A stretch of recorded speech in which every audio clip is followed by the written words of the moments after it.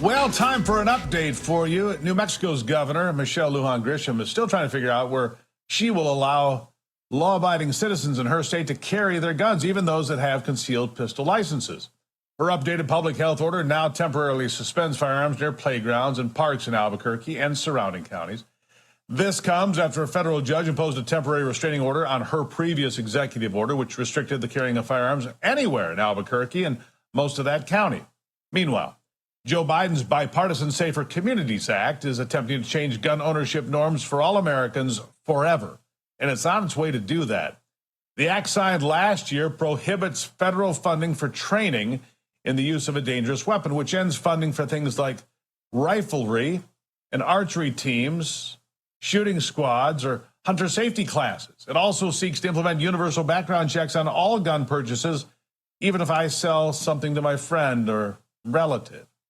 Joining me now live to discuss this, President of the Crime Prevention Research Center, crimeresearch.org for your own research, is Dr. John Lott. John, good to see you again. This is a pretty innocuous sounding bill that was put through, but it changes everything. A few words moved here and there and everything, and the meanings all change, don't they? Yeah, I assume that there are at least a few Republicans that didn't read the bill very carefully or didn't understand what the changes would mean. You know, things like saying that you can't use any federal funds for training in the use of dangerous weapons. They might have been able to figure that out. But the changes in how they're defining what a firearms dealer is making it so that if I sell you one gun and we even talk about selling a second gun, I'm a firearms dealer. Or if I go and rent a table at a gun show, even if I'm not selling guns, I have to be registered as a firearms dealer and pay the fees.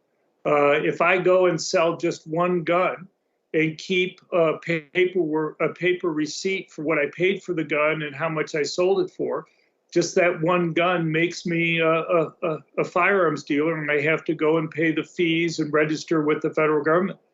The irony is, at the same time that they're going and forcing everybody to be a firearms dealer and pay these fees, they're putting firearms dealers out of business under the zero tolerance policy that the Biden administration is putting forward. Literally thousands of gun dealers have been put out of business in just the last 2 years. Right. One of the things that concerns me, John, and I think we need to address this, and I know you're up to speed on this because I saw a great op-ed you wrote for Newsweek here just a few days ago. In effect, this new bill, and I don't know how the Republicans, do they not read this stuff, or do they not care, or what happens, or they just pass it off to staffers, but in effect, this new law will create a de facto national gun registry because every gun sale will be required to have a background check, every one. And paperwork will have to be retained for every single sale, and that leads to a national de facto gun registry, does it not? I mean, as of the beginning of last year, the Biden administration had put into a computerized database almost 1 billion transactions involving gun transfers over decades.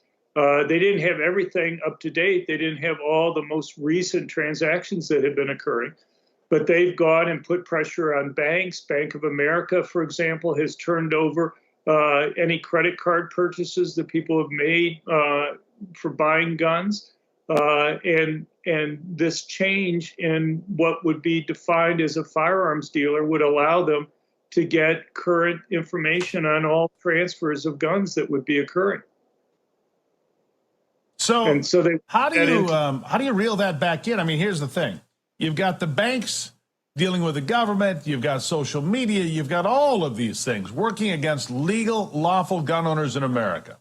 If you make it impossible to use a debit card or a credit card to purchase a firearm or ammunition or a trigger assembly because they're trying to make any part of a gun to be defined as a gun, I mean, this is all part of destroying the gun ownership. But I want to go back to getting rid of archery and hunter safety and all this in schools. It's trying to not have young people learn about gun ownership at all, to change the idea that being an American means you can own a firearm legally. They want to change the culture altogether, is what I gather.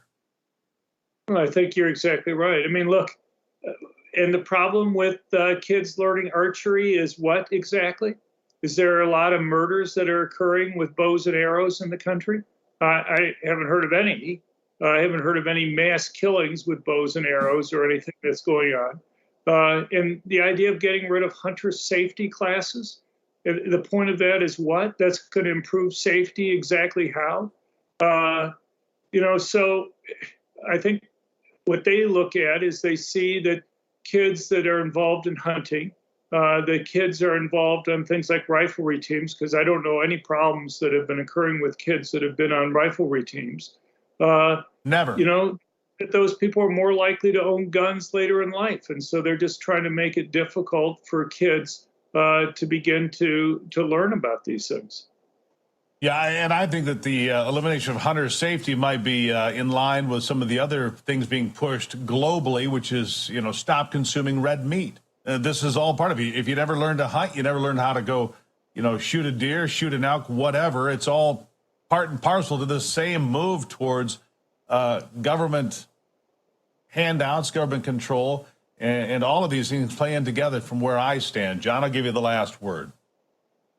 Right. Well, I mean, they're doing other things with regard to hunting. They're making it difficult to hunt on federal lands. They're going and banning lead ammunition. I mean, even the Clinton administration that had looked into this thing couldn't find the types of safety concerns that they're claiming now with regard to lead ammunition. And so, it's just doing whatever they can. Look, I'll give you one quick example with regard to the zero tolerance policy. I mean, here they're putting people out of business if they make one paperwork mistake, no matter how trivial, no matter how inconsequential. There's a guy I was just reading about in North Texas.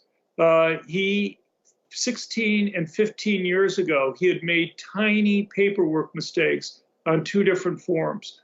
The Obama administration, which was hardly sympathetic to gun ownership, said, these are trivial mistakes. They closed the books on those 2 cases. The guy has made no paperwork mistakes, no transposing of letters or anything else over the remaining 15 years. The Biden administration has gone back, reopened those cases from 15 and 16 years ago, and have used those to take away his license so he can no longer sell guns.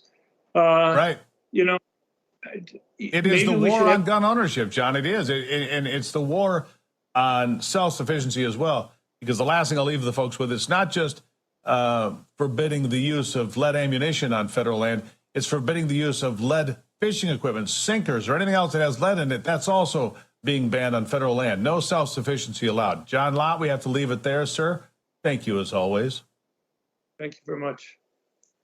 All right, after the break, Texas Senator Ted Cruz has an interesting theory for who could replace Joe Biden in 2024. You've heard it before, of course.